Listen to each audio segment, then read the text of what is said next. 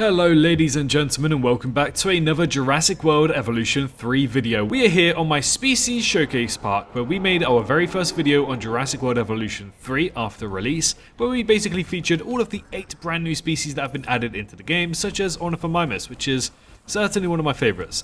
That video didn't do too well, so if you do want to check out the other 8 videos, or 8 species, not the 8 videos, 8 species, then please go ahead to that video and check that video out, because it would really mean a lot to me. But yeah, we showcased everything, including the new Deinonychus model, which is awesome. Absolutely adorable. But today we're going to be doing something slightly different. We are only here on this park for half of this video, because I need to showcase you a glitch that seems like it's never going to get patched, which is very interesting. And it's a glitch that's basically been in the game since Jurassic World Evolution 2, but if you didn't get to play Jurassic World Evolution 2, you probably may not know about this glitch. But essentially, it's about getting dinosaurs into the aviaries, because as you guys can see, if we go to enclosures, hatchery, and then we try to add a hatchery, we cannot add a hatchery in an aviary. So you guys who don't know how to do this glitch must be wondering, how do I get dinosaurs inside of this? Well, there is a complicated way, but it is relatively simple once you get the bearings of it all. But before we do any of that, please go ahead and leave a like on the video if you enjoy it at any given moment. Make sure you're subscribed here for your daily dose of Jurassic content, whether that's about the video games, the movies, or the animated series. And of course, if you haven't purchased your copy of Jurassic World Evolution 3 just yet, there's a link that you can purchase down in the description, and essentially, it's a creator link. So when you purchase at no extra cost, I too also get a tiny portion of that as well. So if you wish to help me out just that little bit more, that is certainly a way to do so. But for now, let's get into explaining this glitch, although I don't like the fact that it is turning nighttime, so let's change that. Okay, so step 1, in order to be able to do this glitch, you're going to need both a working aviary hatchery and a working standard land hatchery right here. So the best way to go ahead and do this is that if you check the aviary hatchery and you go to synthesized dinosaur, make sure nothing is in this search bar right here, because you have all of these dinosaurs of course, but in the search bar that's the main one you don't want anything in. So you exit out of that and then you head on over to the land hatchery.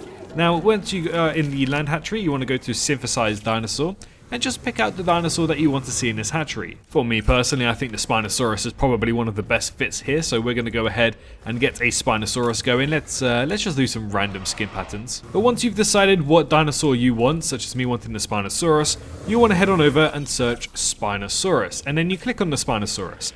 After this, do not do anything besides exit the hatchery.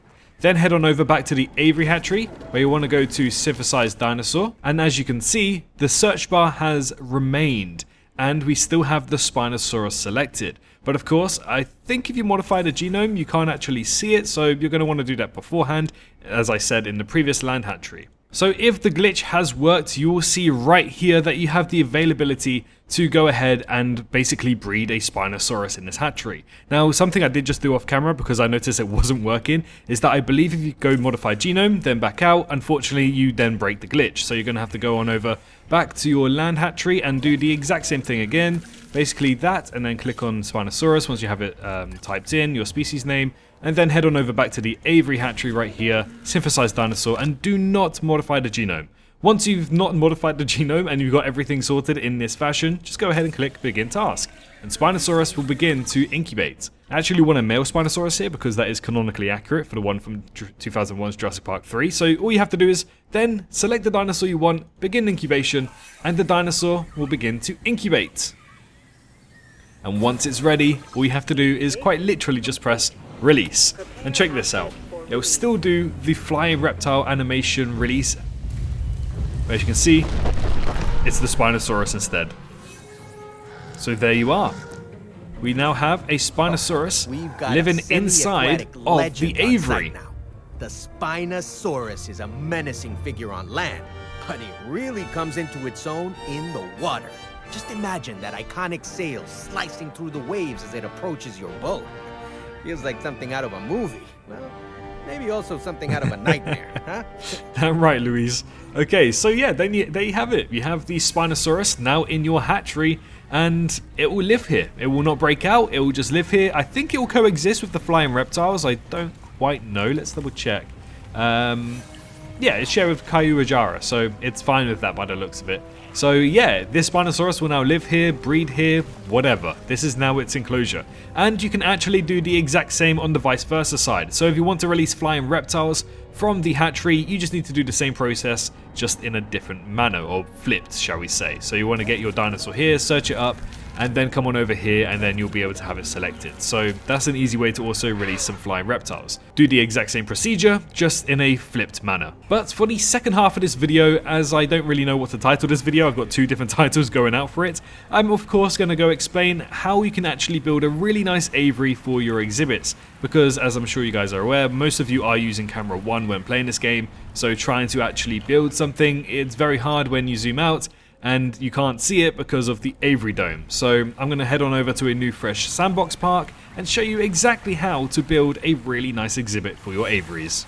Okay, here we are on the Hawaii map, which is certainly one of my favorite maps in the whole entire game. It's just so freaking beautiful, everything's so natural, and I love everything about it. But what I'm going to go ahead and do now is a little speed build, basically setting up everything so that I can show you how to make a really nice aviary in Jurassic World Evolution 3.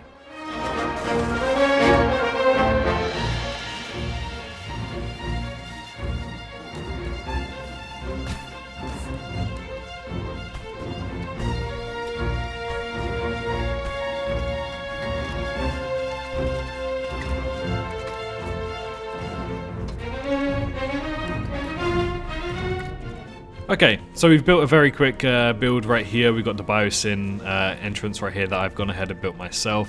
But the whole reason why I wanted to make this video is because from Evolution 2 to Evolution 3, unfortunately there have been some slight changes about how to build a really nice aviary.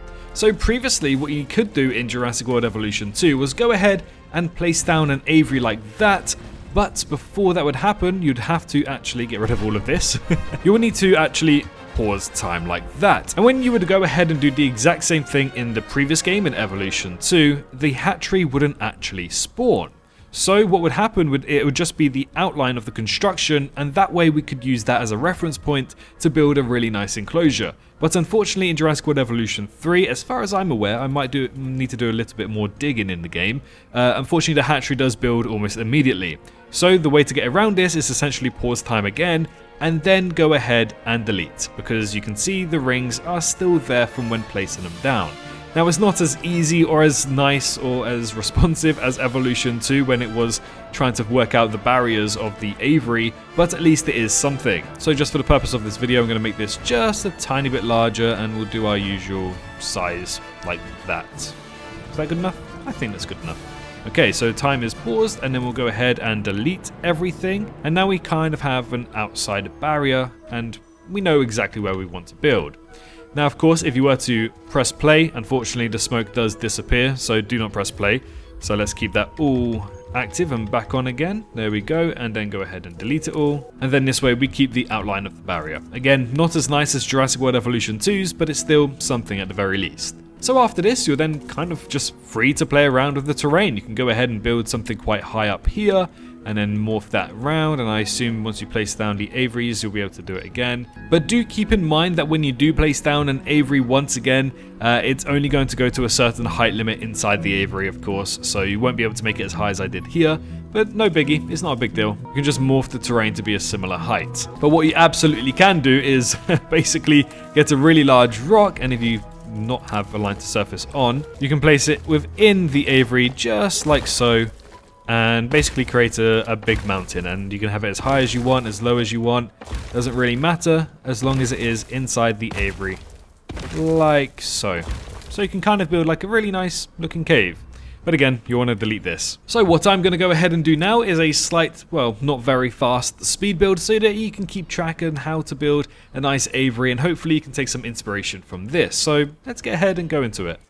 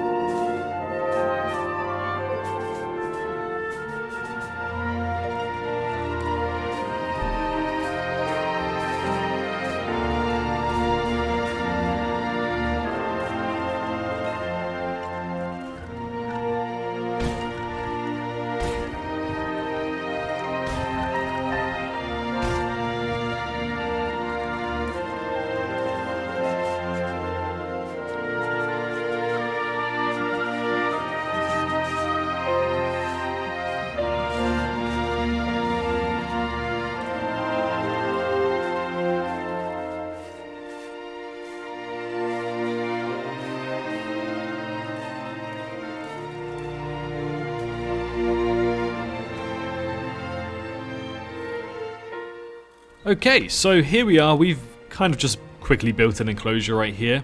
And once you've got it set out to the way that you do appreciate it and the way that you do like it, all you simply have to do, I really hope this works, is go back to the Aviary Dome section and then place down the Aviary Dome, which is unfortunately not working right now. But you also see on the outskirts of the Aviary Dome, you can see that there are some dotted lines. So you'll want to follow these dotted lines, obviously line it up, but then you want to follow the outskirts of the dotted lines, follow in to the next one. So as you can see, on the right hand side of this, we have the dotted line, and it's kind of going to the outside of where we have the other section of the smoke. So that way, once you do click it down, it's as simple as, okay, we have to get rid of the feeders firstly. That's going to be annoying because I assume I'm going to have to get rid of all of these items as well. But yeah, it's literally as simple as that. Then it should just follow the rest of the pattern like that. Building constraints for some reason. In deep water, I didn't place down any deep water. So I don't know why that's happening. Nevertheless, we can just go ahead and hopefully, okay, we can't. This is a great tutorial so far. Okay, it took a little bit of shifting and reorganizing it, but we got there in the end. Not the greatest tutorial, I understand, but I never experienced these problems until I record, of course. But once you have designed the inside of your enclosure to however you like because of the reference points of the smoke going around from where you did delete them, then all you literally have to do is press spacebar or play, whatever it is on the controllers, and then we just have a working Aviary exhibit, exactly how you've designed it. And it's probably the easiest way to design it right now, because unfortunately we don't really have the same thing that we did have for Jurassic World Evolution 2. And then once you've done all of this, you can go ahead and do whatever you want to your exhibit. You can go ahead and destroy it, you can go ahead and build more on top of it, or what I like to do mainly is go to the attractions and start putting out my my Aviary viewing domes exactly wherever I want to place them. So I'll place one there, and I think we'll also place one somewhere here. Maybe not here. Maybe on this side. It's probably best. And then, of course, you're going to have to go ahead and breed your dinosaurs and your flying reptiles. So you want to go ahead and grab yourself an Aviary hatchery. Place it wherever you deem is appropriate. I think over here is probably best. And then just connect them up. And of course, when you go ahead and show the view, you can actually see the view of what you've been able to build. And honestly, it's nice. I quite like what I was able to build here. I really like it. Okay, and once you've gone ahead and built your enclosure, the last thing to do is release your animals. Now, as you can see, we've already released some herbivores into the exhibit, along with a Spinosaurus right there in the background. We also have Tapijara, Kayuajara, we have Thanatos Draken, and Pteranodons in here.